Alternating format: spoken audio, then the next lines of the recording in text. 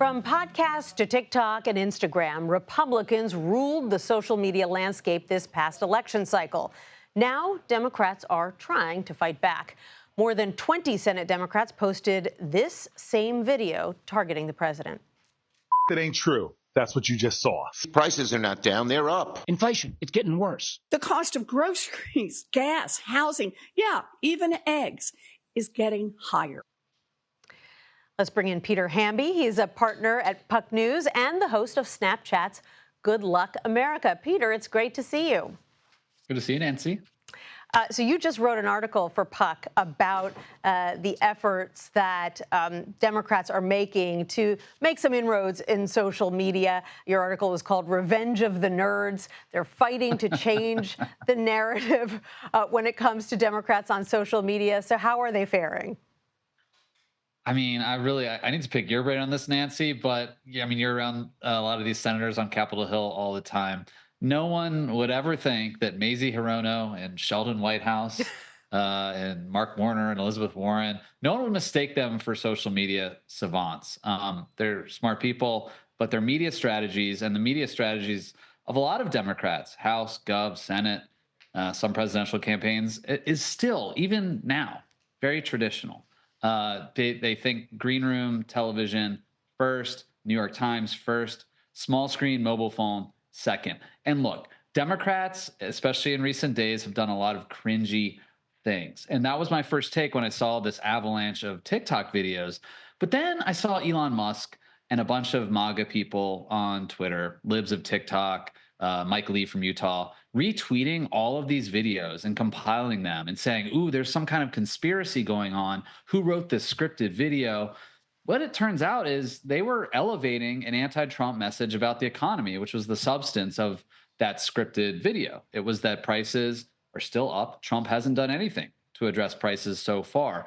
And, you know, in their own channels, these Senate Democrats were getting millions of views combined, Twitter, X, TikTok, Instagram, whatever. But then with Elon elevating them, they were getting many millions more views. And we're talking about them right here, Nancy. And so I think what was interesting to me about this was just that they understand attention is all that matters, even if people are making fun of them. And that's how Trump thinks about the media, too. Yeah, I don't think I would have known about that video if Republican influencers hadn't started posting it. You talk about cringy videos, so I want to play another video that could be described as cringy that was released this week and ask you about the point behind it. Let's take a look.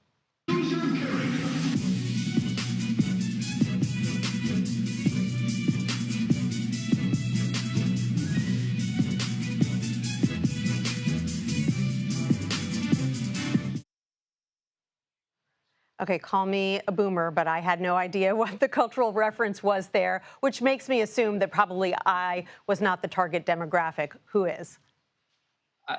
Theoretically, from watching that, it would be young people on TikTok, Instagram, Snapchat, whatever. This is an example of something I don't think is very good. I will say, I've been talking to some Democrats in recent days about some of these strategies, tactics rather, and they're just happy that that senators are at least trying. You see AOC right there. She's already good at social media. Lauren Underwood, pretty good at social media. I'm not sure Susie Lee and Judy Chu are, according to that video. That's a TikTok meme, a choose your fighter meme. It's like based on a video game. One problem with that meme on TikTok, that trend was popular like 2 or 3 years ago. So it's not even current. The difference is, I think, again, in that first sort of avalanche of videos, those were organized by Cory Booker. There was a strategy there from the Senate. There was a message embedded within it about prices in the economy. Maybe it's a boring message, but it's a message that it's something to talk about.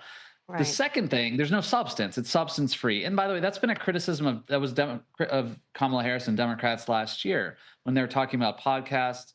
Trump would go into podcast spaces and say something. He would make news. Maybe it was about policy. Maybe it wasn't.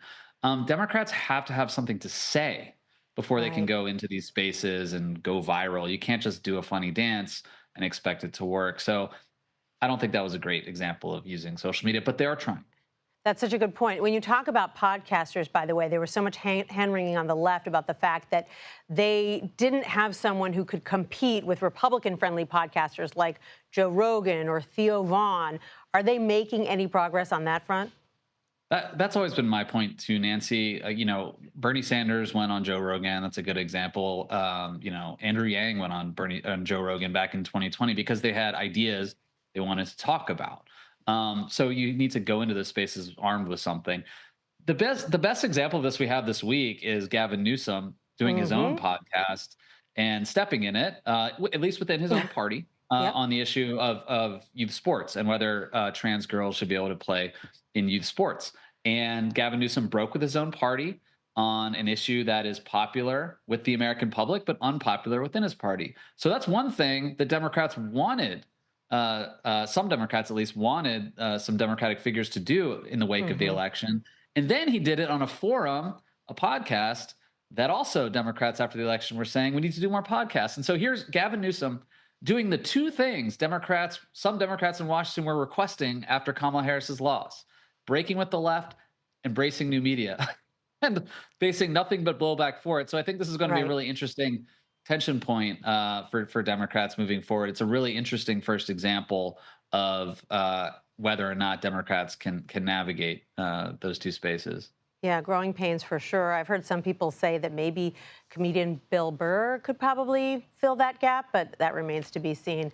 Peter Hamby, thanks so much for talking today. It's great to see you. Good to see you, Nancy. Thanks.